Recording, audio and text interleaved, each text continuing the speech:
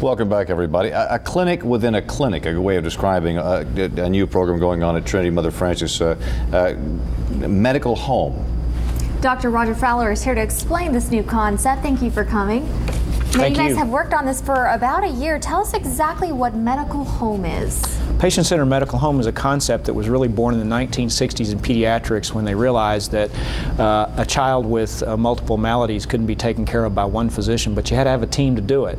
So primary care in America has become similarly, because of the multiplicity of diseases that we have now, and because our population is growing older, we need to be able to reach out to people as opposed to be reactive the way we used to be.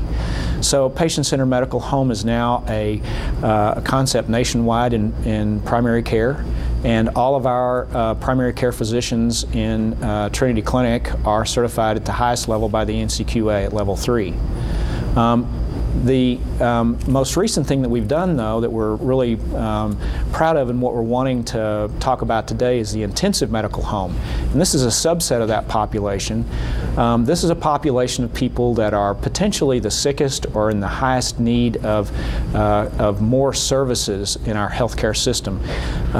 If we look at a population of people, we realize that we have a finite amount of resources to address to people. So you want to direct your resources at the right place, and by that I mean nurses and all kind of ancillary providers. And so we are able to identify people that are more likely to end up in the hospital or the emergency department or be very sick, and we want to surround them with a larger team of people. A primary care provider by themselves really can't do the job anymore, because we have to be more directed to reach out to people who have diabetes and ensure that they get in for their checks, or people with high blood pressure, or people with coronary artery disease. That way we can help them stay well and stay out of the hospital and hopefully avoid unnecessary kinds of hospitalizations in the emergency department. You know, you mentioned that you have all of these physicians working perhaps with the same patient. I would assume that the communication between these different doctors has to be paramount.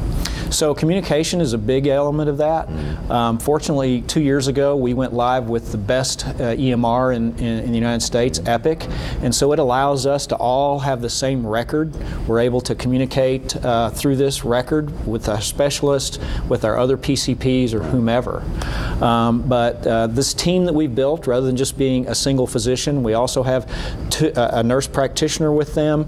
We have 2 RNs, a nurse navigator that helps navigate this complex healthcare system that we have to help direct the patient where they need to be. We have a pharmacist that's helping them to be sure that they've got the most effective medicine at the least cost for what they need. We're going to have a mental health provider within the clinic to be able to attend to needs right away, because we know that these very complex people have many times underlying mental health needs that are not met, and so they're not going to be able to be successful in treating their heart disease or their diabetes without dealing with maybe their depression or other barriers that there are to getting the right kind of care. So this is a new pilot that we've been running now for about 4 months within our medical homes. We're going to be measuring against the population about where they may have been and how frequently they were going to the ED, or how frequently they were getting entered into the hospital, or complications that were occurring, and try to measure what was happening before they were entered into our medical home and what has happened afterwards, so we can see outcomes, to see that what we're doing is making a difference for the patient, to provide the right service at the right time at the right price. How do we know if we're eligible for this type of service? So it's a referral service, and we've got some pretty clear criteria that we're using. People that have been admitted to the hospital and are being discharged, especially those that don't have a primary care, we're seeking those people because they need follow-up right away most of the time, rather than just letting them languish. People that have been to the emergency department several times, many times they go to the emergency department because they don't have access to a primary care physician, so we want to do that. And then we're taking referrals from within our system, from our own primary care, that they know those people that just need more time that they're not able to provide in their standard medical home. Raising up care another level. Dr. Roger Fowler, Trinity Mother Frances, nice to have you with us again. Thank you very much. Appreciate the opportunity. All right. There's